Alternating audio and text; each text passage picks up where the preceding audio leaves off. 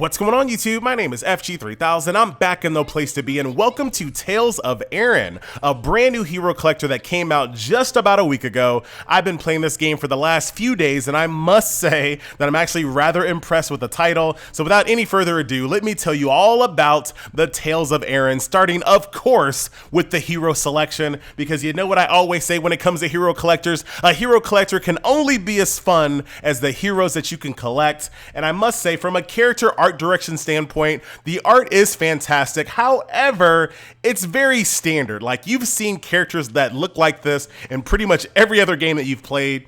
For example, this guy could be a main character in pretty much any game. Your standard character with a sword here. You have a female healer type. You have a dark warrior. You have an elf that's barely wearing any clothes that shoots arrows. So while the art is very good, the character tropes are very tropey. So not to take anything away from the game, the art is good, and there's a reason why characters that look like this are so prominent in other games, because they just work. So there might actually be more characters that look, you know, a little bit more unique in the title. We will do some summons towards the end of the video, but unfortunately in this game I can't actually see what the characters look like. So I have no idea. I mean, I can get a decent glimpse, but I can't actually see what the characters look like until I unlock them. So there might be some more really awesome looking characters in the lineup, but we won't know until we unlock them. But we will do some summons toward the end, so stay tuned for that. So that is my thoughts on the character selection and design.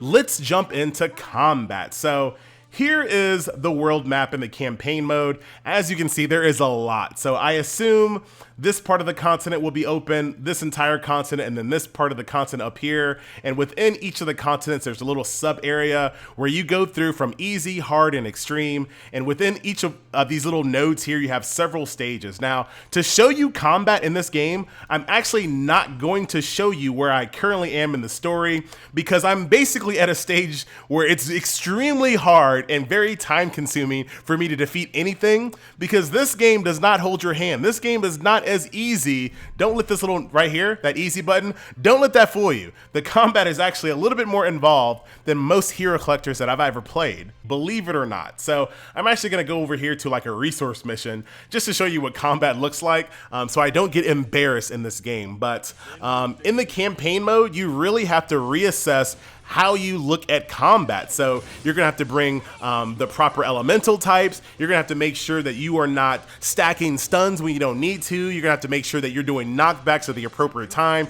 You're healing at the appropriate time. The game is a lot more difficult than I can't even think of the last time that I've actually died constantly in the easy mode of the chapters that are like early chapters, not late chapters. It's not like I'm at the very end of easy. I'm at the very beginning of easy, and it's actually testing my roster. So I've had to go back, I've had to farm, I've had to level, I've had to upgrade my equipment, upgrade my skills. And yes, you do that in pretty much any game, but I had to do it. It wasn't optional here. I had to do it. So do keep that in mind. So here's the general flow of combat. As you can see, each character has a special skill as well as an ultimate here. I also have kind of a summoner ability as well, which I'm going to be using here shortly. As you can see, it's building up to 94%, 99, 100. So basically a summoner skill that heals, and you can actually select different types of summoners to complement your team. So if you want something that's a little bit more DPS focused or heal focused, you can actually switch her out to kind of help you get through stages. And once again, that's going to be something that you're gonna have to do. Don't think that you're just gonna run through this game's content without actually having to know what your characters do and to min-max properly. So that is combat in Tales of Erin. I really do like the flow of it. The combat does look good. It's very flashy, so definitely gets a pass there. So battle was the overall campaign mode, which I said I'm not gonna show you in this video. Trial, like I said, this is just what I just showed you. This is a mode where you can go through and get materials. So if you just want to get EXP materials and things of that nature, you'll run this. And then of course you can run specific stages if you're trying to get upgrade materials for different elemental types. So if you need elemental types for fire, water, wind, light, or darkness, you will run the appropriate trial stage. So that is that. You've seen that in plenty of other games before. You have a thing called Star World Exploration, which I feel like I talk about this in almost every hero collector. But basically you send your troops out on a mission. they come back in 10 hours and they bring you back goodies. So you've definitely seen this in games before. I still like to see it though. And in this game, when you send your characters out on a mission, you can still use them in other content, which I absolutely appreciate. You also have a mode called Dark Tide Ruins, which is basically an endless tower mode, but you can actually have a bigger roster of characters. You can bring 8 characters total in this, and some of the things that you fight look rather crazy. Like this is like, I don't know, something out of like Final Fantasy VI with like Magitech armor and things of that nature. So just a quick glimpse of this before we move on to something else.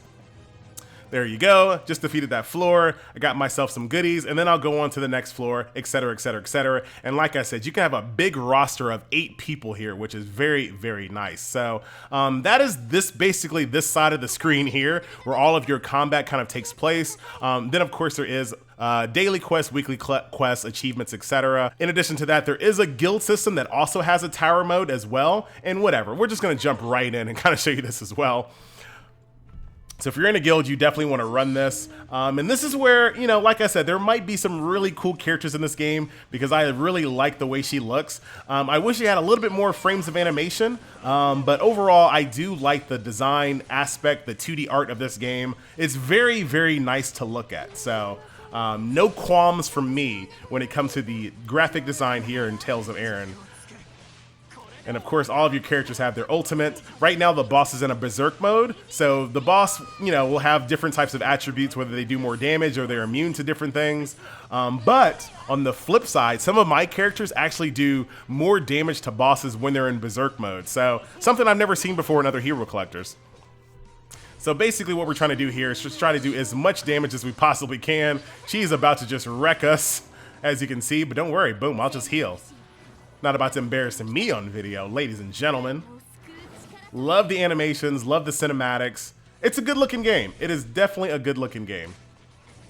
So I'm actually gonna let this run out for a little while because I don't want to let my guild down. Trying to do as much damage as we possibly can. Obviously here in the future, since she's a dark type, you might want to bring light units, but it really depends. You know how when it comes to light and dark in these types of games, you get the extra damage, but you also take the extra damage. So that's something that you always have to be aware of. Right now she's going weak. I wonder if she'll be able to kill me this next time. Let's see. Oh, and there's also a timer. Forgot about the timer. So that's that. Got myself some points and some guild points as well, some guild coins, and I can use those guild coins in the shop to buy goodies. So yeah, very, very awesome. And also got an achievement for that as well.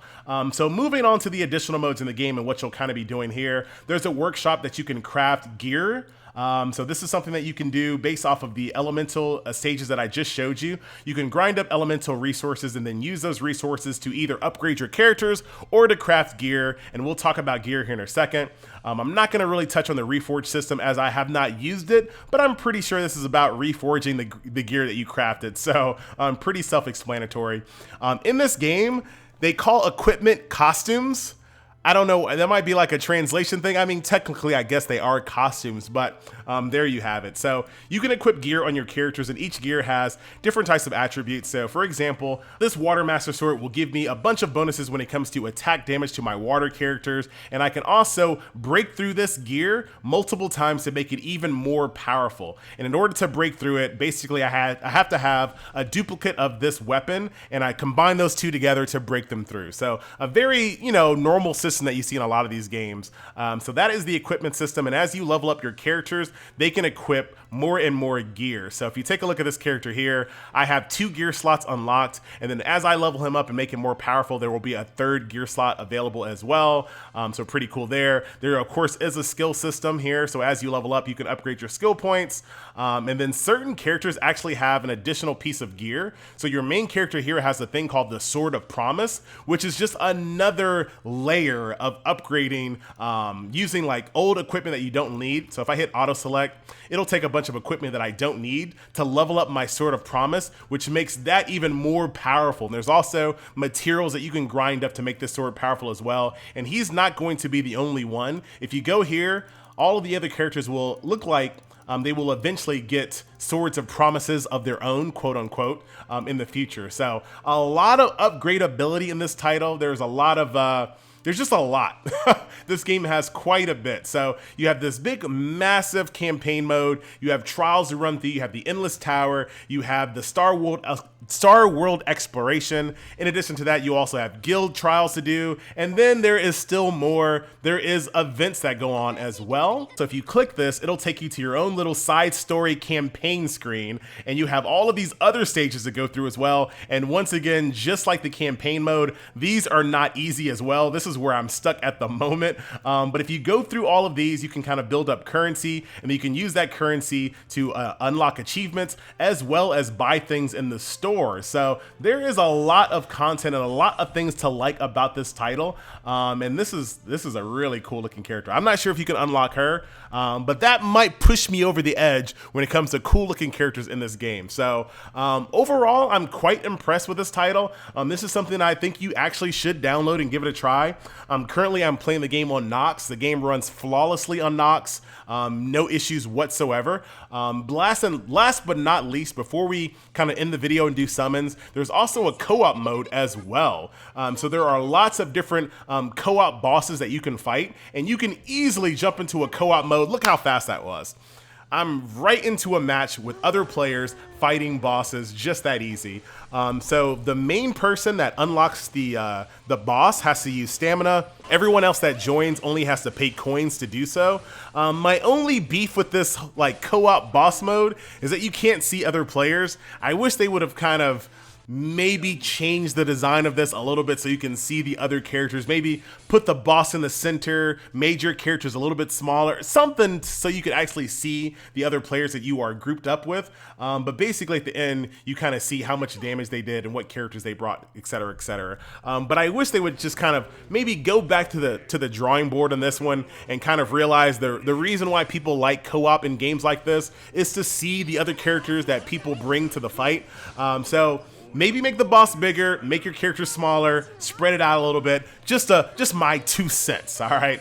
But that is the game. So we have covered pretty much everything to show you. Let's go ahead and end the game, or end the video as we normally do with some summons. And I am not gonna spend all my cash app currency like I kind of gave you guys a hint on.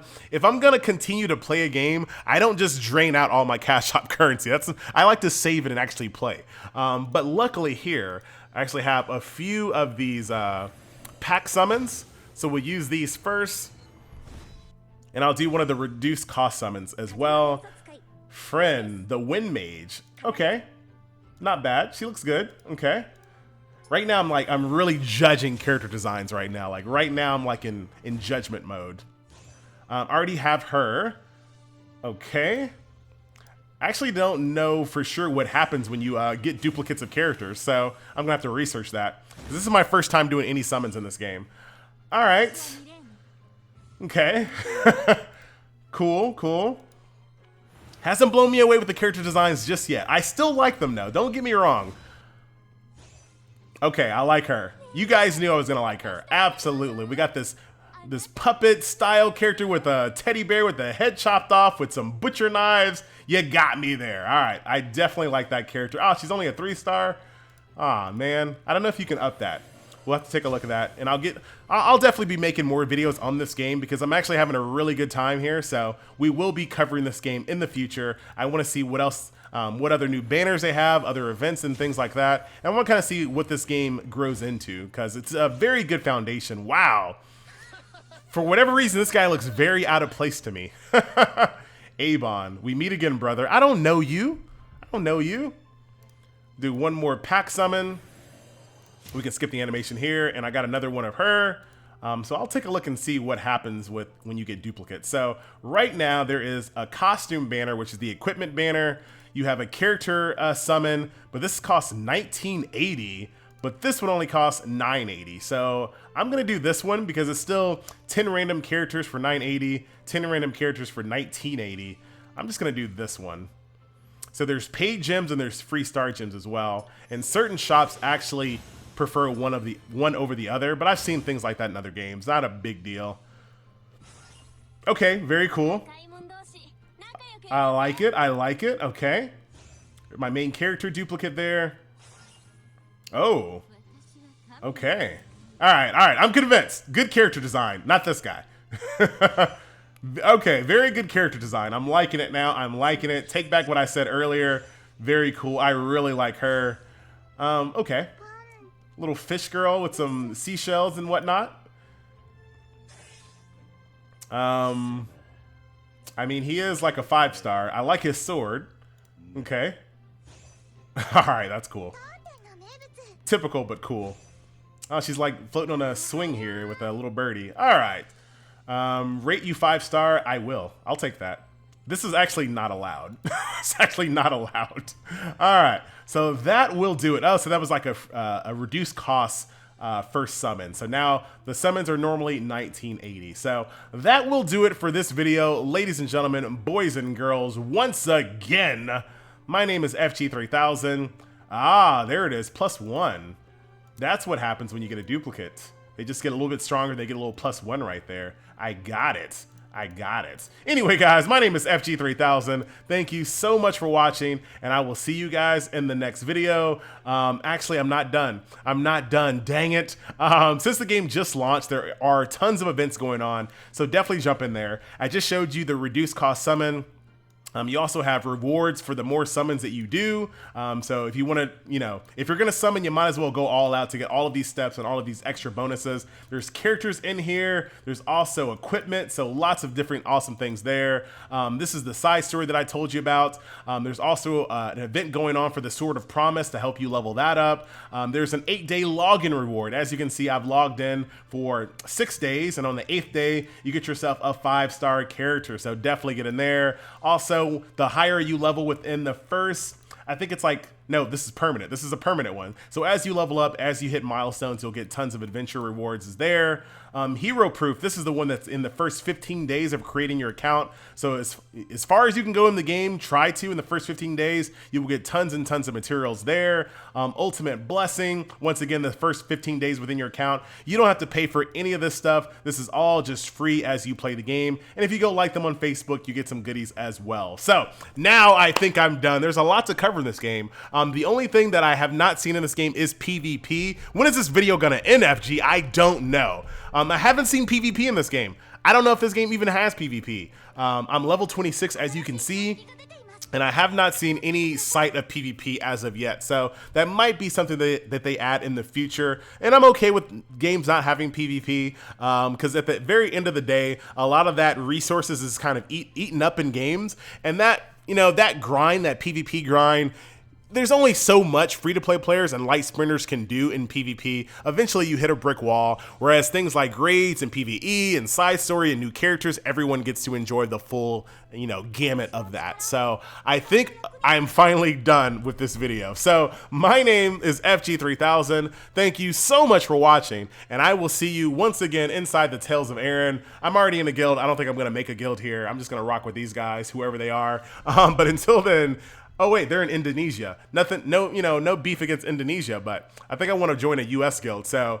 maybe all right, I'll think about it. Anyway, guys, I'm out. Let me know if you guys are playing this game. I'm finally ending the video, and I will see you next time. Later.